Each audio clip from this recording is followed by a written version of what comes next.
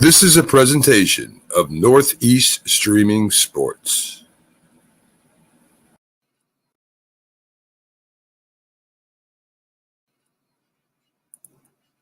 You're listening to TGI Sports Talk with your host Keith Angle on Northeast Streaming Sports.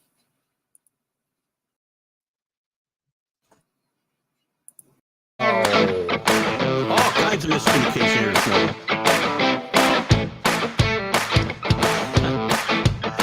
Good morning, everybody. Keith Angle for TGI Sports Talks. Are you serious? I'll be joined in a few minutes by my co-host, the Mad New Yorker, Carlos Chavez. Sorry for the my fingers just didn't want to hit the buttons in the right order this morning, so I apologize. Guys, I hope you had a great week. A lot of. Look, it's a great time for sports, right? We just came through the NFL draft. We'll talk about that a little bit as far as how it applies to the local teams here, New York Giants and Jets, and maybe a little bit about the Bills and Pats. We'll see how we go. We'll talk some Major League Baseball, the hot start for the Mets and the streak that just ended for the Yankees. What's real? What's not real? Who do we trust more going forward? Maybe we'll get to the NBA playoffs. Who knows? And your comments, guys, bring your comments, and they help us get through this hour and make it a little bit more lively. So we welcome you all in. We welcome everybody on Facebook and YouTube and Twitter. You'll hear us on the podcasts later. All of them, iHeartRadio, Spotify, any you can think of. And then we'll be plausibly live at noon on Roku with the show today. Before we get started, I wanted to quickly play the promo for the Dream Ride experience, which is part of the Hometown Foundation Incorporated. This event, and you'll hear it in the promo, I apologize. I think it's the 26th, 27th, and 28th. I could be wrong, of August. But it's a great cause, helping kids from the Special Olympics and some other people. And it's really blossomed from just a motorcycle ride to an event that covers a lot of different things, from canine, police canine events, competitions, chili cook-offs, anything you can pretty much think of. They raised $3 million last year, I believe, and $18 million in total so far. So it's a great event. If you can promote it, or I'm sorry, if you can contribute, if you can attend, it's in Farmington, Connecticut. And I think you want to take a look at this promo real quick, and I'll be right back with my co-host, Carlos Chavez. The Hometown Foundation is excited to bring back the Dream Ride experience, August 26th to the 28th at Connecticut's Farmington Polo Club. Join us in celebrating the accomplishments of our Dream Riders while enjoying live music, a car and motorcycle show, family fun zone, pet adoptions, canine demonstrations, the Fireman's Chili Cook-Off, and much, much more. Get your tickets today. So a great event there, and certainly worth you guys checking out. And we'll be promoting it. At Northeast Streaming Sports will be a major sponsor of this event, and hopefully have a presence there as well. And we'll talk more about that as we get closer to the event. With no further ado, I will bring in my co-host, Mr. Carlos Chavez, the Mad New Yorker. Good morning, Carlos. Good morning, guys. How you doing? And we'll say good morning to Rick. Rick's on live, and he always wants Carlos's A game when he comes in live, of course. We want it all the time. Good morning, Dave. We'll talk a little bit about your Bills this morning, I promise, in their draft. Bills. And we'll, since they're the only team that plays in New York, and we want to point that out to all you Jets and Giants fans out there. There's still a lawsuit pending on that, Keith. Although about the Jets and Giants, the guy suing them for $1 billion. These guys are just crazy, aren't they? Jesus. Listen, let's talk quickly, or not quickly, depending on how it goes here. Let's talk a little bit about the NFL draft and the winners and losers here. We can talk in general. There were some good big winners, I think, throughout the league. The Eagles, I thought, did really well, obviously getting Brown in the trade and their draft in general. But locally, I think both of the New Jersey teams did very well. The Jets, and I know you're a fan of both teams. I get the sense that the Jets are more your team. I'm not really sure, but you can comment on that. But I thought the Jets hit a home run. I really did. We talked last week about their first round. It couldn't have gone better for them.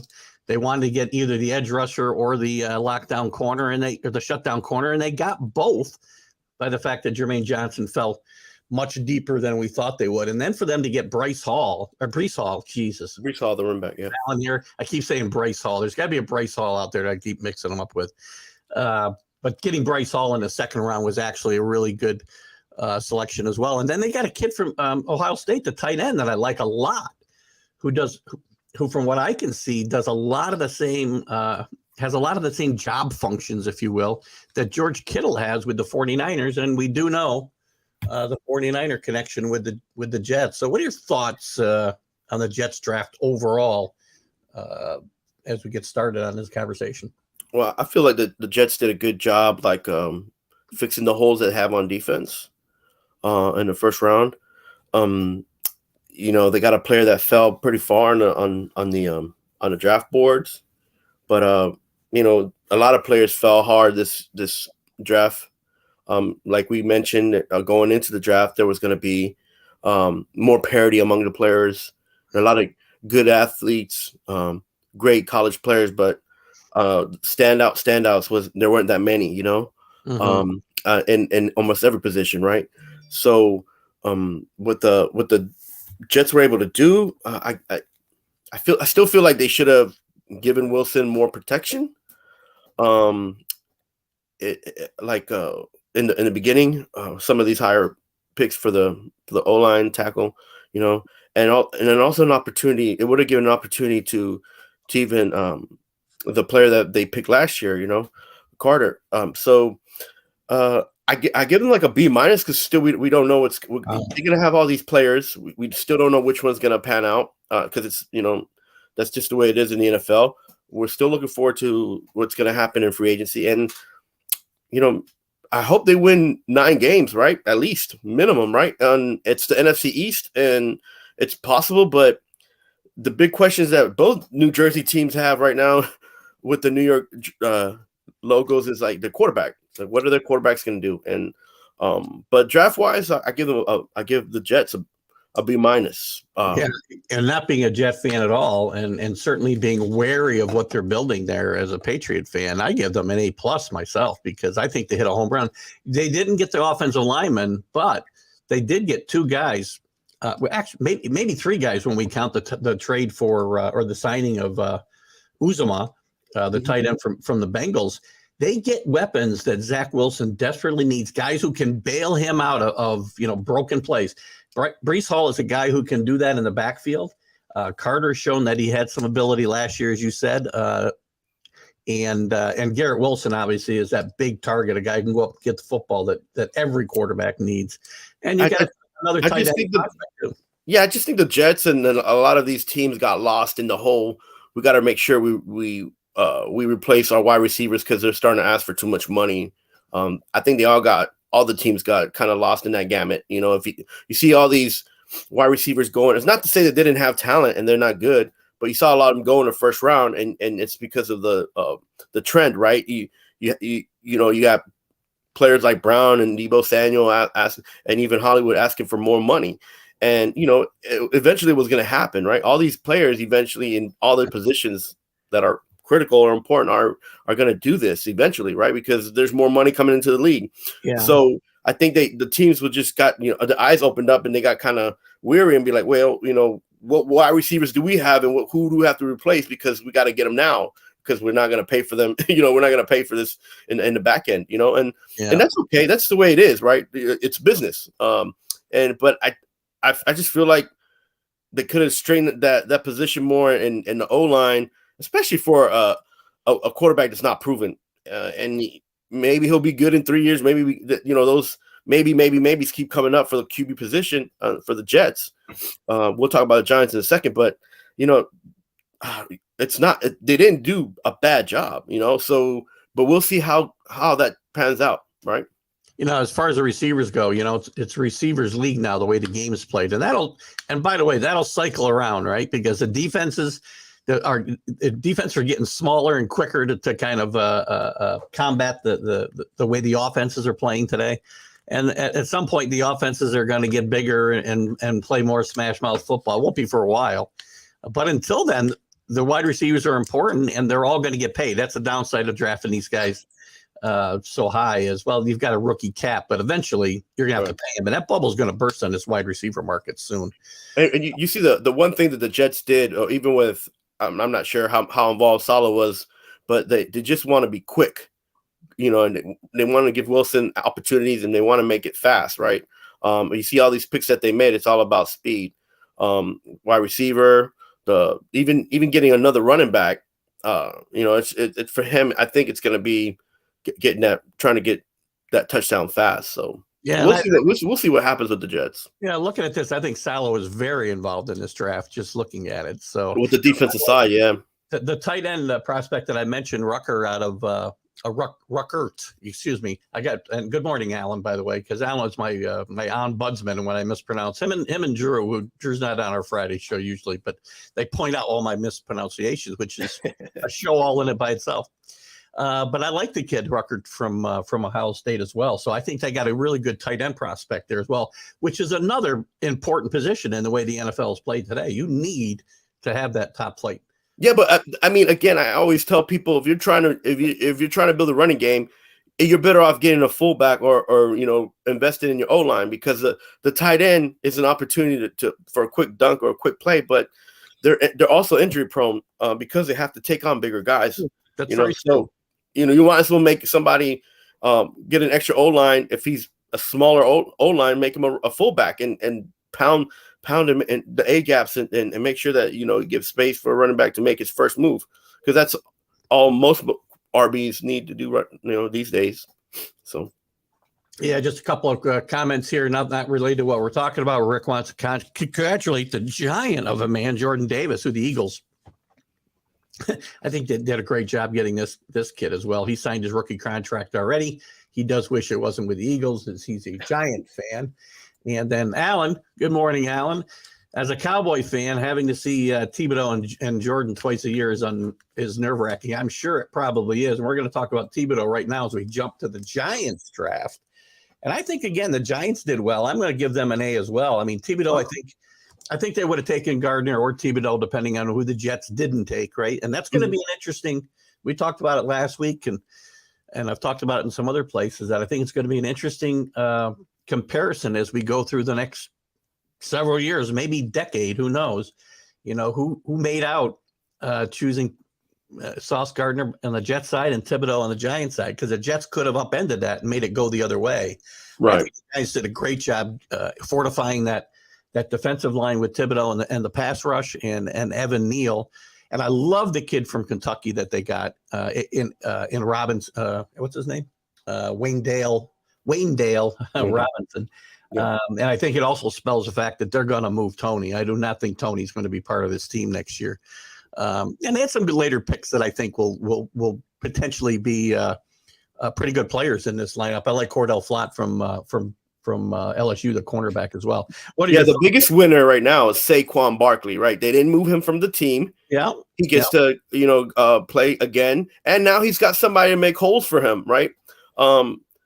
They should have got somebody else as well. I just, you need more depth. Like, you got a running back that needs, bigger holes.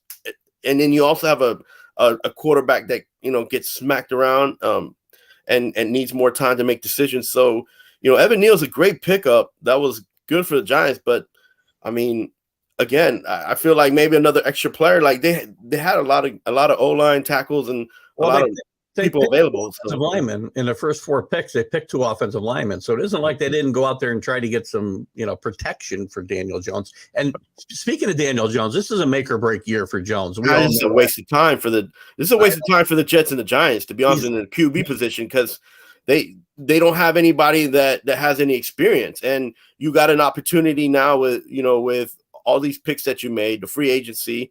You got to pay. The Giants have to pay Galladay. So, like, why is wasting the time with this guy? And, this maybe Jones will be a backup QB. Like, who knows? That question, who knows, is going to keep coming up for both New Jersey teams. And it's as much as a business decision, it's terrible, because they're not, they're going to maybe be competitive, but not enough to make a big run, When you think about this year specifically, and just this year, what were the Giants going to do? Because who's a better solution to a potential Daniel Jones upgrade? He improved his game last year. You can't deny that he played when he played. He got hurt, we know, but he did play better. He took better care of the football, and now he's got the guy who helped Josh Allen become one of the best quarterbacks in football. Now I know Josh Allen had a lot to do with that as well. But I mean, it's Tyrod Taylor. Come on, it's not that he's a bad quarterback, because the problem is every time he starts doing something great, something bad happens, and that's not a testament to. That's just a testament to how terrible the teams were that were built when he got there. Like, he hasn't got an opportunity to stand out, and unfortunately, that's just bad luck on him and the teams that he's played on before. But now he's on the Giants again. A bad team. He's going to look like a superstar, maybe 3 games. Hopefully nothing happens. But if he can win 5 games, great. But he's not the one starting. That's the problem. He's not starting. So the Giants are going to lose 3 games until they say, you know what, maybe we should use Tyrod Taylor. I have to apologize, Rick Sherlock. I called him a Giant fan earlier. That was my bad. He's obviously a Viking fan, as we know from this show. Listen, I mean, I think the Giants have a chance to be better. I don't think they're going to compete. And I don't think the Jets will compete for a division either. But I think neither of them will be making any runs to the first round of the playoffs. I think you're going to see 2 much improved teams, though. I don't want to see improved teams, man. I'm sorry. I live in the capital of like media and the biggest teams in the world, and New York teams, and they're not performing. So Well, I don't disagree with you. I mean, for the prices you pay to go to games and whatnot, people do deserve a winner, but you've got to build teams the right way. And I think the Giants are doing a good job. I think they're just going sideways and downwards. I mean, they got a coach that's not, that has no experience in head coaching. They got a GM who just fired scouts after the draft, which makes no sense. So whatever. It's the Giants, right? It's the Giants and the Jets. And Allen's lucky right now that even with the problems in Dallas, they're still probably going to compete for a playoff position. If they're going to, because I think Philadelphia and the Commanders are going to actually be the 2 top teams in the NFC East, to be honest with you. It's funny that and Allen's correct that Tyrod Taylor did take Buffalo to the playoffs for the first time since '99 when he was there, but that's his only claim to fame, other than getting his lung punctured and moving up Bobby Herbert's timetable. Yeah, Allen has to understand that Daniel Jones is being put as a starting quarterback.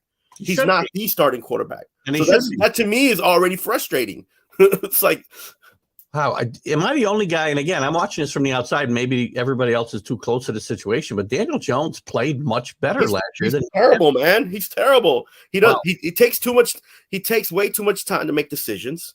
Right. Mm-hmm. He does have a problem handling the ball. Right. He does have great running skills, but it's not that he's running to make plays. He's running because he's going to get hit. So he'll be okay as a QB if he got the pieces around him. And last year, all the pieces were falling apart around him. Saquon got hurt early. Galladay wasn't helping him, right? This other wide receiver got hurt as well. Oh my gosh, I'm so upset. I can't even think of his name right now. So they didn't have a wide receiving core for him except for some of the younger guys. Well, there you go. There's a defense of Daniel Jones that you just gave. I mean, again, think about that. But the quarterback's supposed to be able to adjust and move forward above that. Like Russell Wilson doesn't make any excuses. He just knows that he can't win with the team that he was on. Well, you see him still winning games, man. I don't hear Daniel Jones making excuses. I just heard you making excuses for Daniel Jones. I mean, again, there are reasons he has not developed more, and it's not part of it's him. It's a lot of it's on him, but it's also the coaches that have been. Yeah, but he's never been a type of player or quarterback to be able to take on the responsibility, the onus on himself to make the team better. If you put Daniel Jones on any team in NFL, will they be a Super Bowl team? No, that's exactly. There you go. So just the fact that you hadn't even think about it and I answered yes is already answered. Look, the coaches were looking at your quarterback when they were at the preseason, talking about, oh, look how good the quarterback Mac Jones looks, who's an okay quarterback so far because he's a rookie, right? They were looking at him saying he looks so much better than Daniel Jones. Right? And the coaches and the own coaching staff of the Giants were like, wow, but because they don't have a good quarterback. But so even with that mindset, they should have just got rid of him last year. But there's not a quarterback I could put on that team that would have made the Giants a playoff team last year. There's not. But is there a quarterback you could have put on that team to at least put the onus and win 3 to 5 games? There's a couple. Daniel Jones can do that. No, he can't. He can't do that. They didn't lose every game last year, Carlos. They won. What they win? But they weren't in every game. They weren't in every game. Some games they had to come back and they were kind of like, are they going to win this game? Are they not going to win this game? I find it hard to believe I'm spending this much time sticking up for Daniel Jones. Yeah, let him go, bro.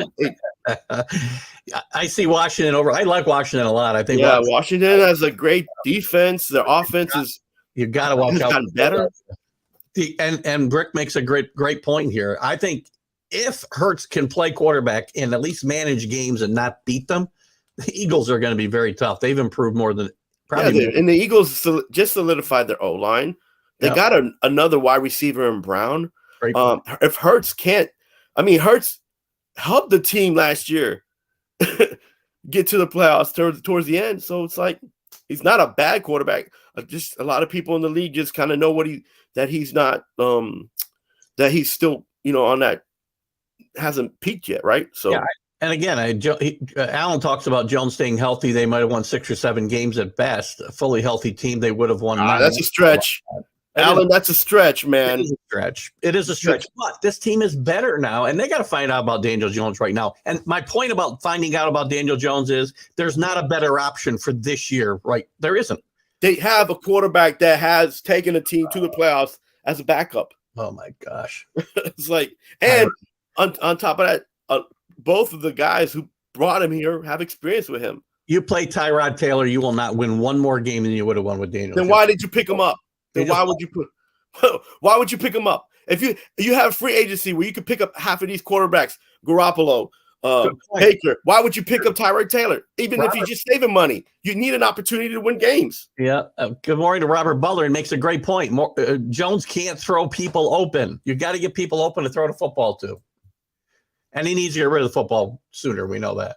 Yeah, he's not a good quarterback to be a starter. He's not. He might be a good backup. Who knows? But let's, let other teams figure that out. Cut him. Get over with. Still swept by Dallas. Listen, look at Allen. Be careful. Philly improved a whole lot more than Dallas did this year. So be careful about how you. Look, Allen, Dallas did a good job picking up some players on the draft. Their biggest problem was the fact that Pollard was playing a lot better than Zeke, and you can't have your number one guy who you're paying, and running back not be better than the backup. That's the biggest problem. And so Dallas has to figure that out. Do they cut Zeke and keep Pollard, or are they going to keep both guys? And how are you going to make them happy? Good morning to Tim West. Tim West says he wouldn't be surprised if the G-men grab Baker after his release. It's possible. Baker brings his own issues to the table as well. And it's funny. I've heard a lot of team fans as they go on some of the message boards, and they're screaming about how their team hasn't traded for Baker Mayfield. What knucklehead GM would trade for Baker Mayfield when they know he's going to get released? You trade for him, you got to take on that huge contract, and that would be crazy. So he's got to be released. Let's just finish this about the Giants. At the end of the day, they don't have any cap room. They have very little cap room and space to maneuver. And what they're doing right now with what they have is it's an okay job because it's an okay new leadership. And they're not going to win more than 9 games. So let's leave it at that. Right. No way trade. You're right there, Tim West. Nobody should be trading for him. If you do, their GM should be fired immediately. One last quick note before we move on to the Bills. You can't trust Carson Wentz. I don't necessarily disagree. He may not be a quarterback for long either. Wentz isn't a bad quarter. He's better than Daniel Jones. Wentz at least took a team to the playoffs. in as his second year. So listen, surrounded by much better players. Well, hey, listen, the Giants had great players too. They just kept getting hurt. Let's just leave it at this. Wentz helped Indianapolis bridge a gap for a quarterback because they let him go. Now he's at the Commanders. All he needs to do is just play his game and he'll be okay. Wentz is not a bad quarterback. He gets a bad rap for some of the things he does, on the outside. But if you look at the paper, you look at what he's done since he's been in the league, he's an okay starting quarterback. Is he in the top 10? No. Can he be? He does have potential. He's still young. Isn't this going to be his fifth year? Sixth year? Fifth year, I think. Fifth year, yeah. So he'll be all right. Look, give him the weapons that he needs, give him protection, and you'll see that he's not that bad. Now, can we talk about prices and why? But if the fees are the fees for what you have to pay QBs, so I'd rather pay Wentz than pay Daniel Jones or someone like Darno. So and Washington has better depth in offense and wide receiver and running back. All they need is an O-line. That's it.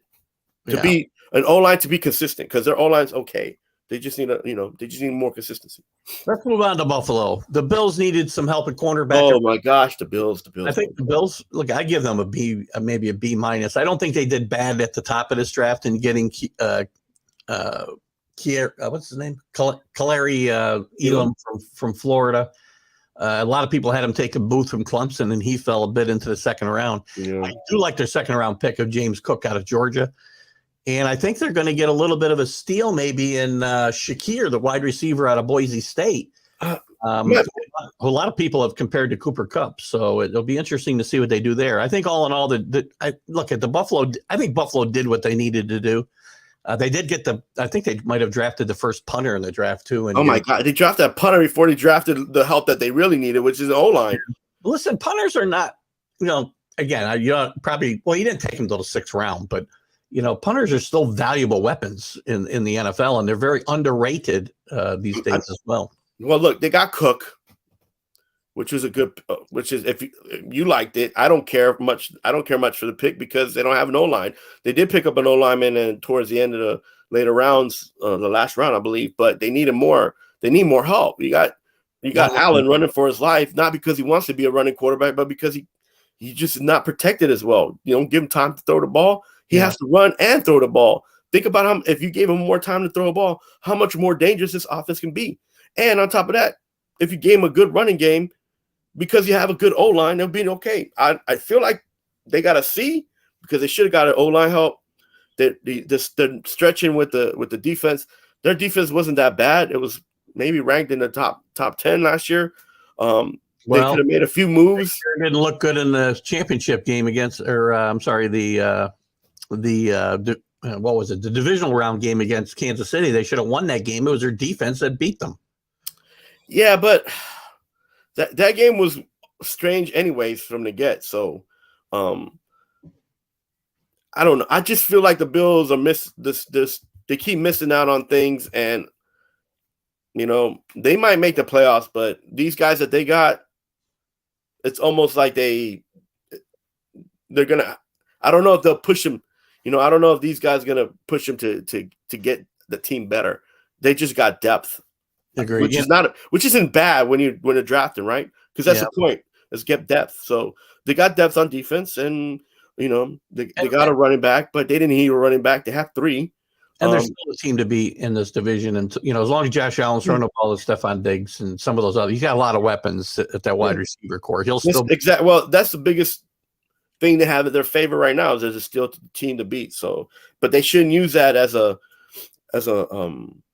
foundation because their problem is they need to stop people better than they have the last couple of years consistently, and Josh Allen can't be your number one rusher, forever. And Tim, I agree with you on one point here. The Jets, as I said, if you weren't here at the top of the show, I said the Jets hit a home run. I think they had the best draft of anybody in the league myself. And I will say Buffalo won the state of New York because, again, they're the only team that plays in New York. So I have to amend your statement. Sorry about that. Yeah, and I mentioned it, right? Like I was a proponent. Just sell your picks, man. Just get depth. Because this was one of those drafts that you could actually do that. Like, when these players fell, when that player fell and the Jets picked him up, I'm like, wow, that's a great move by the Jets. But could you imagine if they would have sold that pick? They might not have got Sauce Gardner, but they could have got like 2 or 3 more players, right? Right. Alan with a good segue for me to move to the Patriots. Look I've seen the Patriots draft everywhere from a D- to a B, and I got to be the best team in the league. All I can give it is, maybe I can't grade it because he just made. I don't mind some of the guys he got. I like Strange. I actually like Thornton. I like Marcus Jones, but every guy he seemed to reach for before he would have needed to pick him. And he drafted. I'll give him this. I think they had a plan. Strange is a perfect fit for the Patriots offensive lineman. They did probably pick him early. He's very versatile. He's quick. He also threw 4 passes in his senior year just to be a perfect Bill Belichick guy. And he also drafted the fastest running back and wide receiver in the draft. So speed was their goal, and speed is what they came out of here with. I do like Marcus Jones, a cornerback out of Houston as well. Well, can you imagine Strange has as many throws as Mac Jones did in the first 8 games? Yeah, that's a good point. Again, all in all, this I can't give them a grade. I don't know. It could be a D, but because this is Belichick. It's a Belichick team, man. You could grade them an F, and they're still going to come out. And he got depth in some places that he needed depth. They're making moves in free agency. They're going to move Van Noy. He's already talking to other teams. So I think that's what's next right now for the NFL, right? So we're looking forward to free agency and seeing what teams going to make upgrades and what teams are just going to blow it. Yeah. Because even the Giants, they just cut Bradbury. So where is he going to go? Who knows, right? Maybe to the Patriots and make them a Super Bowl, make them a playoff team help them get to a Super Bowl. I'm going to trust that the greatest coach of all time knows what he's doing a little bit, even though last year was a good draft, but before that he had a couple of really bad drafts that had led to kind of their downfall, besides their franchise quarterback leaving, greatest quarterback of all time. And Tim West pulls no punches that Belichick is embarrassing himself. Well, look, at the end of the day, they get signed with the Chargers. Good point. Another Patriot, ex-Patriot. Oh, he did sign with the Chargers? He did yesterday, I believe he signed with the Chargers. Yep. Good try. That's a good pickup for the Chargers because he's a great pickup. Now they still got to step it up in a horrific challenge in AFC West. Like anybody can win that. Like that's just going to be a crazy, that's a wild, wild west right there for you. Yeah. So anyway, what else? Any other takeaways? You or let's see anybody else with comments want to make? Rick's here. I want to go to the Minnesota draft real quick if I can find it. Tennessee made out. I give them a B. They got depth. They got a quarterback. They got a wide receiver. So yeah, they fell into the quarterback in the 3rd round, right? In Corral. Malik Willis, right? Corral went to Carolina. I keep mixing those 2 picks up. I don't know why. I'm not sure if that's a good pick. I don't think Corral is a good pick for the Panthers, but I like Corral, but he's got some health issues. He's not that big, and his game and health combination may not translate too well to the NFL. Yeah, I think someone like some of those players like Corral should go to like the Canadian League and just. What team will be the biggest surprise this year? It's a little early for me, Dave, but if I had to pick somebody right now, I would say. I can't really call the Chargers a surprise. I don't think given what they've done, but it might be actually. It could be the Dolphins, right? I don't think the Dolphins. Well, look, they're in the AFC East.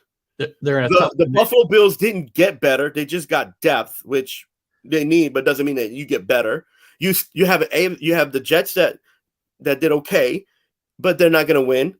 So I think the Dolphins are going to be that sneaky team that might actually can make a run for the playoffs because the Patriots they're what they are right now. So look, the Dolphins have improved in defense. They had questions about Tua, but whether they have questions or not, he did bring them to close to a playoff run towards the end of the season. So I think your sneaky pick right now will be the Dolphins, because all the other teams that were in the playoffs last year are almost set up where it's almost the same teams that could be in the playoffs again. But I think many teams, the Dolphins' success will come down to the quarterback. And I don't believe that's true at all. I think the quarterback is accurate enough for this team to be that efficient on offense. And you've always said, you don't have to have a great quarterback to be in the Super Bowl. I didn't say that, but you need a guy who can be accurate and complete passes and move the chains. And I don't think Tua is that guy. He don't look at the tools that he has around him now. He's had tools around him. No, not really. Not really. Yeah, and Tyreek Hill's going to find out, and the Dolphins are going to be sorry they paid him this contract when they realize it's not Patrick Mahomes throwing to him anymore. Well, listen, even if with him on the team, it just gives Waddle a better chance of making more catches. Because Waddle's done an outstanding job for somebody who can't throw. He's catching a lot of crazy passes. Yeah, Tim's agreeing with you, and as I said, Hill's got to find out he doesn't have Mahomes thrown to him. He's got Tua. The biggest problem right now with the Dolphins, and now I think people kind of are throwing shade or disagree, is that they're having, internal problems in management and ownership. That's one of the biggest problems. But again, if you put that aside and you talk about football, for instance, the Commanders with the issues in their management, they have a solid team. The Dolphins have a solid team. The Commanders have a solid team. Their ownership and leadership is questionable, but the same thing with Tennessee. Same thing happened in Tennessee. Tennessee. Nobody talked about Tennessee because their ownership's crazy. Right, but now they're one of the best teams in the AFC. Look at the Miami ownership's just as crazy. Stephen Ross fires one of the best young coaches in football and chooses him over Tua. Yeah, but that's what I'm saying. That's why a lot of people are kind of disliking that whole management and ownership type deal and information. But at the end of the day, you still got to play football, and you got to have you got to have those people playing on the field, right? And if we talk about football and what we're going to see, I think the Dolphins are going to be the sneaky pick this year, and I believe that because the AFC East is the AFC East. I'm starting to think Tim West is a Miami fan. I can't remember Tim. I think we've asked. I mean, look, there's a lot of players in this league, Tim, that are overpaid, man. A lot, and it just because you overpay them don't mean that good things are going to happen, right? Look, the Jets paid Corey Davis, way too much money. He wasn't on the field much of the time last year. Galladay, the Giants paid Galladay. He wasn't much on the field didn't do that well on the field last year. Everywhere you look in the league, there's players that are getting paid everywhere. The problem is, and the issues are, it's not what you get for your money, but what are these teams doing to win? No. And the problem is the bar's getting set by some of the wrong guys. I mean, Jacksonville sets the bar for wide receivers with the contract to Kirk, who's a nice player, but that's too big a contract. The Browns set the quarterback bar now by giving Watson all those years and money for a very questionable signing. Yeah. And look, ask Rick. He's a Vikings fan. Look at the quarterback that they have in Rick. Steeler fan. So I guess give us your. Again, Tim, this is a perfect comment here. They overpaid, and Kansas City makes out on this. Well, we won't know for a little bit. Well, Sky Moore is not a bad replacement. I'm gonna tell you that. No, Sky Moore is good, and they also improved their defense by leaps and bounds. If these two kids in Kansas City play well, and look, Green Bay and the Chiefs will be competing again in the playoffs, because even though they didn't choose in the first round. Right, or they had very little. They had lower picks in the first round, the second round. They got a lot of picks, and they built depth, and they made the team stronger. Good stuff. Before we run it, because we're going to run out of time if I don't move here. We're going to have a lot of time to talk about the NFL as we go through here. I want to jump into Major League Baseball and talk about the Mets and Yankees, both off to really good starts. Yankees just ended a 11-game winning streak by losing the other night to the Blue Jays, but they do have a 2.5-game lead on the Blue Jays right now, right? Which is a little surprising considering where they were. Don't forget the Yankees had a big long winning streak last year as well, and last year is a disappointment. So the difference is that Gary Sanchez is not on the team, so right. And the Mets are gosh, I think what are the Mets 4 games ahead right now, or maybe 5? What are they? Well, they beat Philadelphia last night, so it should be 5.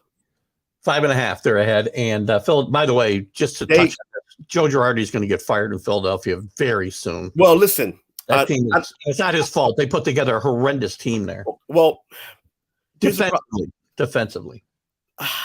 Defensively, no. Awful. Did you watch the game last night? I don't need to watch every Okay, game. let me tell you. Defensively. The Mets got 7 home runs in the ninth inning. Well, the pitching It had nothing to do with defense. No. The Phillies' biggest problem, which since Girardi's been there, has been pitching. They haven't, even if they have good starters, they haven't had middle relief or closing. I don't disagree. The pitching staff is a problem, but when you have bad defense, it just makes the pitching problems even worse. Look, I'm gonna say, I watch the Phillies a lot because the Mets play them. Defensively, they're not the greatest. However, they're okay if you're like talking about if you're comparing them in the NL East, right? They're okay. I might give them a C. Good point. Philly got swept by Texas. Yeah. Again, that pitching staff is what's hurting them the most, man. I mean, I'm sitting here and I'm watching these games, man, and I'm like, Phillies.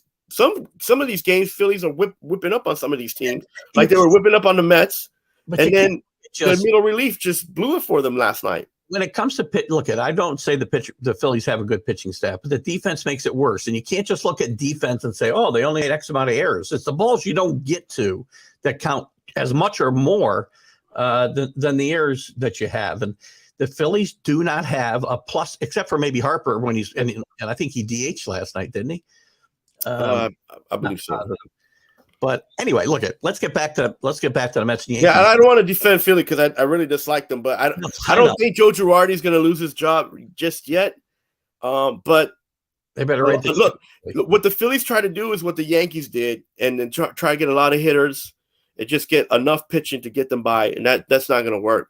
It's not a winning type of formula, but if you could get away with it. You know, you're putting money and trying to save money in different places, and it's business, and business and sports don't mix, man. It's just the way it is.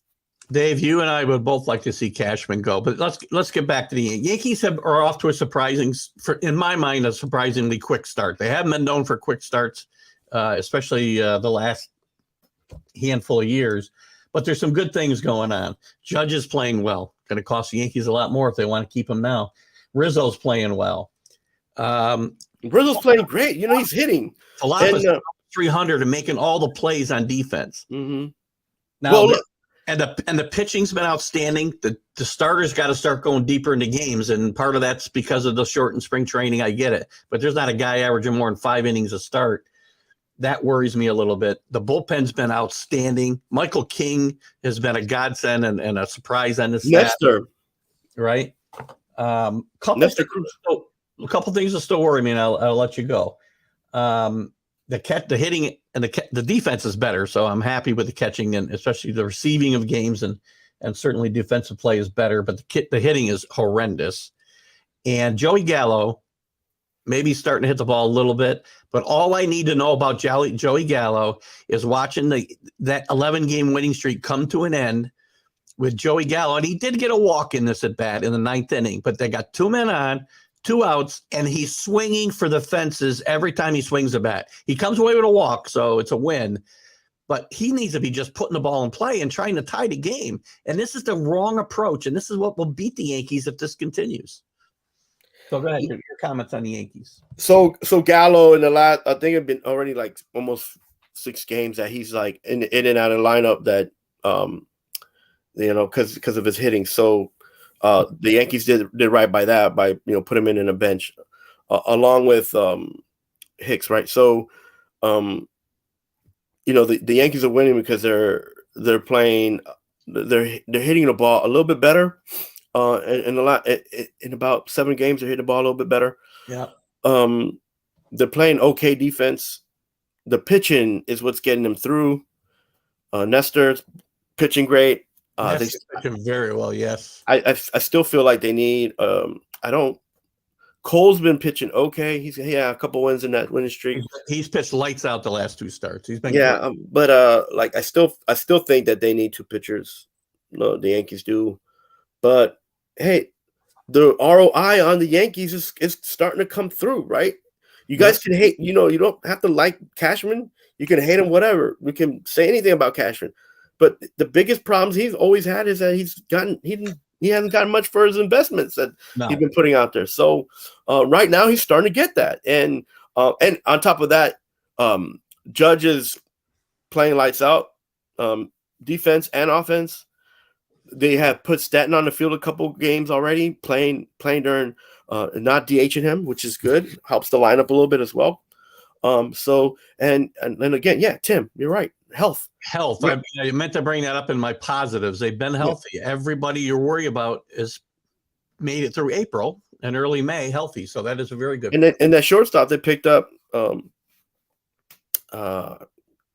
can't say his name, but he's been playing great defense. So I gotta laugh, Alan, because I love your enthusiasm about your team, and it's nice that they swept the horrendous Phillies. But Otto and Cole is a mismatch. If maybe Otto's throwing okay right now, but I'm going to take Garrett Cole all day long in this matchup. On that matchup, I will. Yeah, and then like another thing, like even Donaldson, that taking him out for a few games looks like it's not hurt them. No, because if you can bring him out throughout the game, even as a backup, that's great because that gives you depth, right? So. Actually, another downside for the Yankees right now is despite his game the other night, maybe to help him break out, Gleyber Torres is still not playing good baseball. He's not playing good defense. He's only hitting about 220. Maybe the game the other night where he broke out a little bit will help him, but I don't know that he's ever going to get it back together here in New York. They may have to move him. Right, but look, at the end, what they want from Gleyber is if when they put him in that he plays okay or great, So because at the end, they're not depending on his bat to win games, and they're not depending on his pitching to win games, right? So you just want your players to play good, not okay, but good, and you'll be all right because the All-Stars will start doing the things that they have to do, right? Kind of like the same thing with the Mets. You got your high-end players that you're paying are the ones that at the end of the day are going to get you out of trouble. Let's move on. Your pitching staff and some of your hitters. Let's move on to the Mets here, and we can certainly go back and forth if we have to. Before I get started, Dave Guyette, and in the total disclosure, Ian Anderson is Dave Guyette's cousin, so we want to make sure that we understand. He's a great pitcher too, by the way, Dave.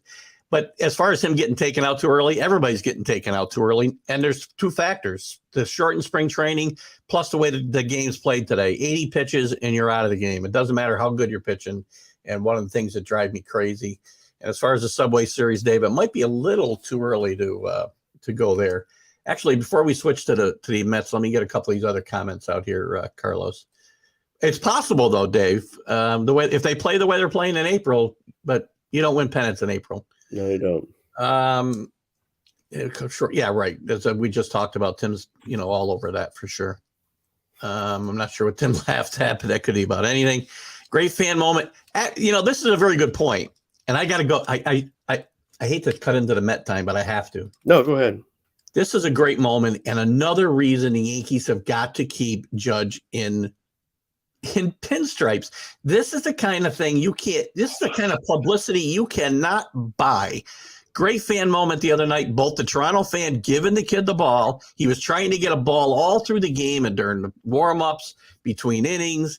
And the Toronto fan gives him the ball, and then the next day Judge is giving him a signed ball. And that kid's wearing a Judge jersey. And without Aaron Judge, that kid's probably not in Toronto at that game. Again, I know that's a bit of a leap, but this is why they need a guy like Aaron Judge. That's why I say he's the face of the franchise, and he's what's right about sports. And you pay the guy. Yeah, and you know what Toronto should have done? Bichette and Vladimir Jr. should have been like, you know what, guys, bring in 4 kids on the field and sign their balls and have them run around the field. This is terrible for Toronto not doing your marketing job, man. Okay? Like, don't let a visiting team guy outdo you in your home. That's not good. It looks bad. And yes, Judge, he's get the win here on the marketing side is probably not good. I mean, at least he got the win, right? And Alan, I got to tell you, Alan is consistent, but you're setting the bar a little low if you're comparing the Rangers to the Reds, by the way. If that's your standard of success, you're in big trouble. No, I mean, look, kudos to Judge and some of these baseball players that go out of their way to for some of these kids. No, they don't have to put him on a payment plan, Tim. For what? Well, they owe him a lot of money. Yeah, that doesn't mean anything. That means that Bonilla and Cano are gonna have they don't have to worry about buying a new wallet or finding a new job. Well, they got Cohen. He could just give them the 40. I think they owe him $40 million over the next 2 years, don't they? 37. Okay. 30. Call me a liar for $3 million. And then Bonilla gets $1 million every July 1st on Buy Bonilla Day until 2035. They did take care of the kid. Yeah, by the way, the Yankees win this PR battle too because he's also coming to a game in New York against Toronto for free. And that must have took a lot because you got to fly out, which now you don't have to worry about COVID. But they're allowing people in Toronto with the COVID sanctions and all that now. No, I know Tim is joking about the Cano thing. I get that, but it's very funny. We love Bobby Bonilla Day, by the way, and I think we talked about this on the show that a lot of people think that Steve Cohen should really capitalize on Bobby Bonilla Day and have a whole big event at the stadium, get a full crowd, and then give him one of these giant checks every what day do we say it was? It's July 1st. Oh, July 1st. Yeah. Listen, I mean, not for nothing, but why? Dave. Why? You too, Dave. I mean, have a great day. Why not? Right? He didn't play that great for us, but for the Mets. Or here in Queens, but why not make a day out of it? If you're gonna have some fun with it, you know, it's such a negative thing that Met fans and writers have been able to pin on Mets forever. And Keith, you all right? He froze there.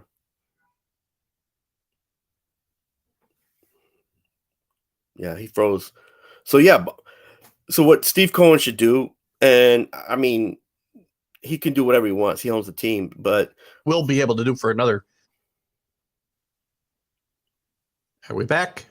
Now Carlos is froze. How you doing, Carlos? You all right? No, I'm not frozen. I'm just watching you being frozen. Yeah, we had a little internet disruption, it looked like. So so Steve Cohen should have some fun with this, right? Rather than be a negative thing for the next 2 decades. I mean, why not? Like it's something that, it's part of the Mets, right? So you got to do something with it. Let's talk about the Mets before we run out of time here. I mean, obviously they're playing very good baseball. Big win last night, coming back from a 7-1 deficit in the 9th inning. I think I read this morning. I think it was their biggest comeback in 9th inning comeback maybe in 25 years. Yeah, but you're playing good. This team isn't even hitting the ball as well as it can. Lindor's hitting 240 and.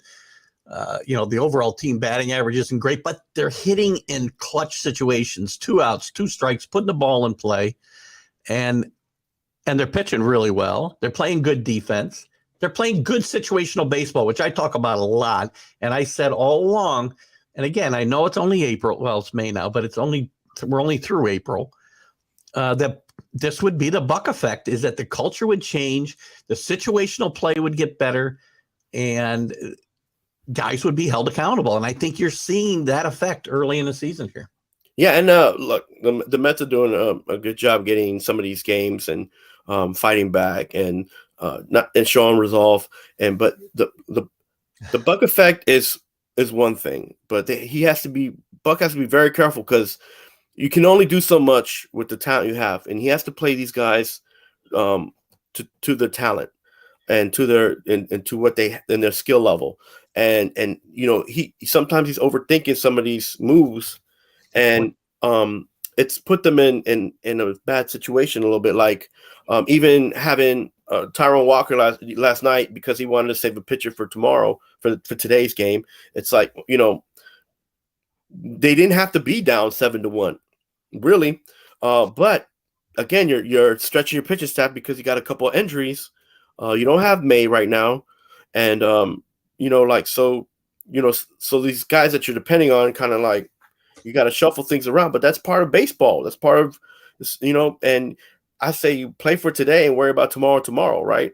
But that you overthinking situations can put you in bad place, and it's kind of different than last year because Rojas was putting these players in the situation that he was playing for today. But they didn't play small ball. So right now they're playing small ball. The runners are in scoring position, playing better with runners in scoring position. But the difference is these guys, they're hitting to hit, not hitting for home runs.